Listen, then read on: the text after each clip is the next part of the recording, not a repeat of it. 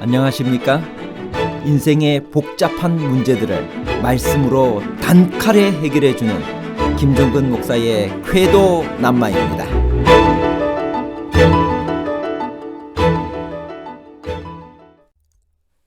룻이 오벳을 낳고 나오미가 축하를 받았습니다. 그렇다면 오벳의 아버지는 나오미의 아들인 말론이어야 하지 않나요?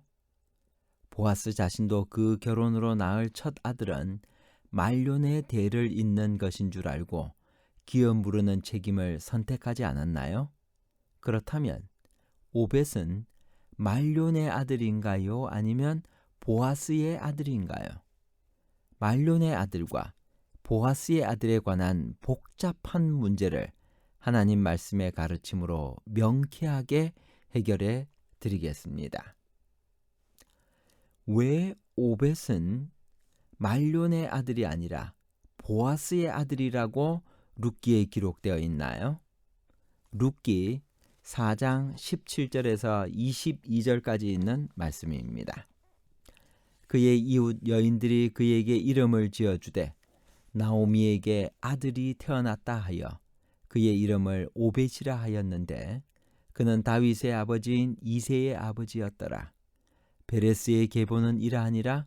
베레스는 헤스론을 낳고 헤스론은 람을 낳고 람은 암미나답을 낳았고 암미나답은 나손을 낳았고 나손은 살몬을 낳았고 살몬은 보아스를 낳았고 보아스는 오벳을 낳았고 오벳은 이새를 낳고 이새는 다윗을 낳았더라.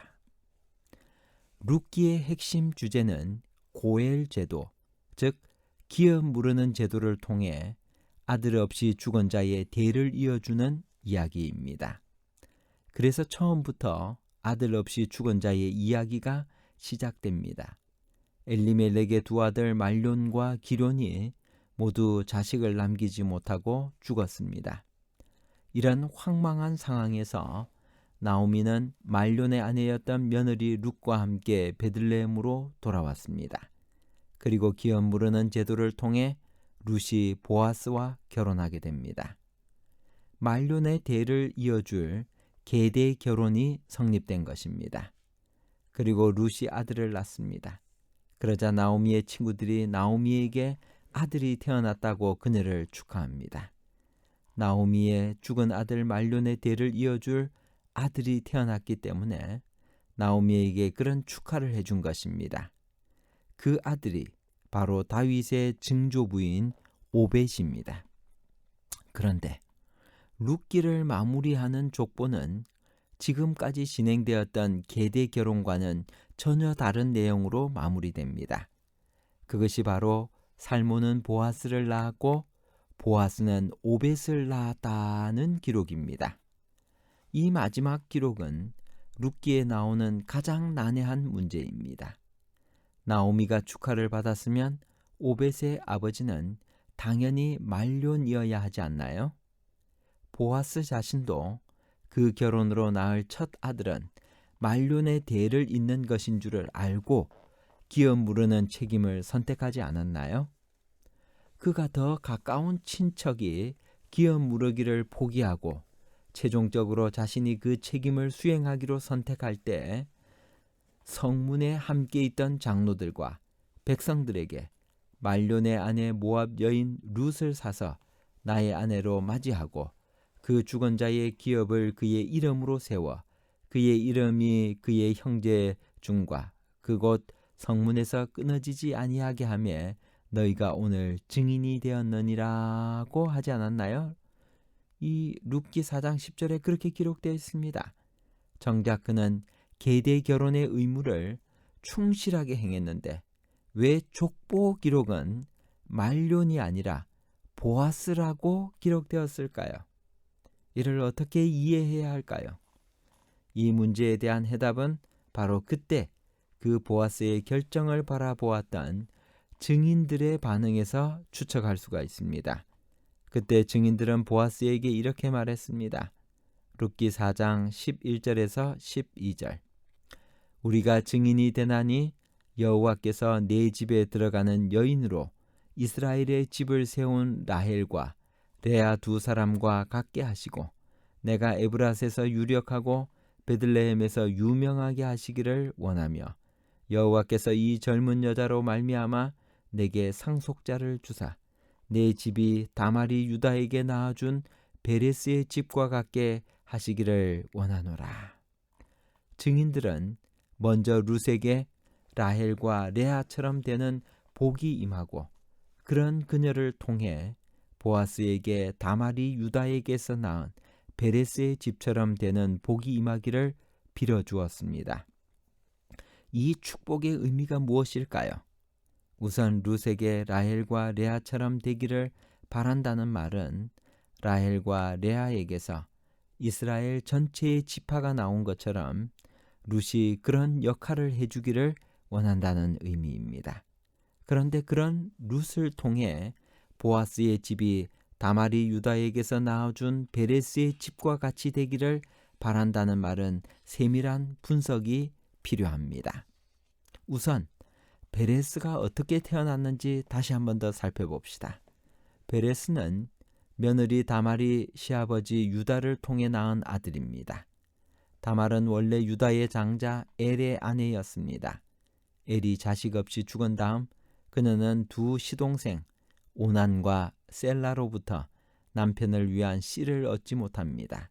그리하여 시아버지 유다를 속여 그와 동침하여 낳은 아들이 베레스입니다.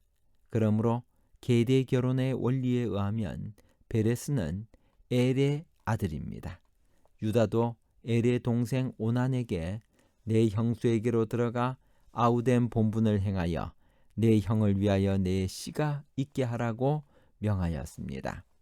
그런데 보아스에게 축복하는 증인들이 보아스에게 다말이 유다에게서 낳아준 베레스의 집과 같이라고 표현합니다.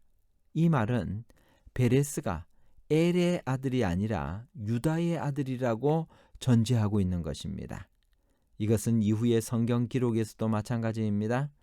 역대상 2장 4절은 유다의 며느리 다말이 유다로 말미암아 베레스와 세라를 낳았으니 유다의 아들이 모두 5이더라 하고 합니다. 이 기록은 베레스를 유다의 아들로 확정해 주고 있습니다. 그리고 예수의 족보를 밝히는 마태복음 1장 3절은 유다는 다말에게서 베레스와 세라를 낳고라고 했고 누가복음 3장 33절은 그 이상은 베레스요 그 이상은 유다요라고 기록합니다. 그러므로 성경 족보가 모두 베레스를 엘의 아들이 아니라 유다의 아들로 기록하고 있는 것입니다. 그러므로 보아스를 축복하는 증인들이 하는 다말이 유다에게서 낳아준 베레스의 집과 같이라는 말은 유다가 며느리 다말을 통해 그의 아들 베레스를 낳은 것처럼 당신도 룻을 통해 당신의 아들을 낳으라는 의미인 것입니다. 사실 이러한 의미는 증인들의 말 속에 이미 문자적으로 나타나 있습니다. 그들은 보아스를 향해 내가 에브랏에서 유력하고 베들레헴에서 유명하게 하시기를 원하며 여호와께서 이 젊은 여자로 말미암아 내게 상속자를 주사 내 집이 다말이 유다에게서 낳아준 베레스의 집과 같게 하시기를 원하노라고 했습니다. 그들의 관심은 보아스였습니다. 그들은 보아스가 유력하고 유명해지기를 축복했습니다. 그리고 여호와께서 내게 상속자를 주사라고 축복했습니다.